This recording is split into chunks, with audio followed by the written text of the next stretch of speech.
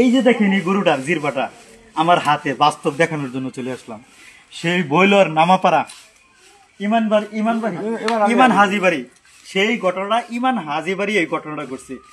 যে গরুর জিরবা কাটে এই যে আমার হাতে দেখেন, মুরব্বী বলতেছে মাগরিবের নামাজের আগে এই জিরবাটা, মাগরিবের নামাজের পর এই জিরবাটা বালতির মধ্যে কাইটা হয়ে গেছে। এই গরুটা এই গলির মধ্যে থেকে, এই গলির মধ্যে ছিল এই গরুটা।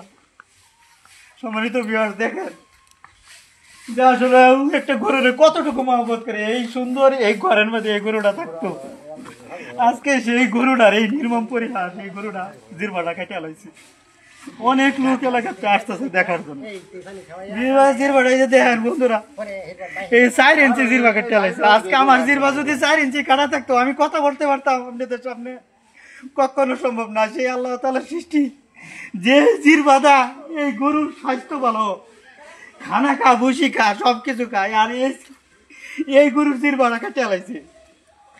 দেখেন আপনার কি অবস্থা, গরু শুকায় গেছে, খাইতে পারতেছে না, ব্যথায় চোখের পানি পড়তেছে গরু। এই যে গরুর চোখের পানি পড়তেছে, আর আমরা কিভাবে ঠিক থাকতে পারলাম? আমি যে একদিন না খাইতে পারি আমি কি বাঁচবো? আমি বাঁচবো না। সম্মানিত ভিউয়ার্স, এই ভিডিওগুলো যারা দেখবেন জ্বরের গতিতে শেয়ার করে দেবেন। আপনাদের কাছে আমি হাতে ধরে অনুরোধ করতেছি, ভিডিওটা শেয়ার করে দিবেন, সারা বিশ্বকে দেখায় দিবেন যে আসলে দুনিয়াতে কি আজব আজব ঘটনা ঘটতেছে।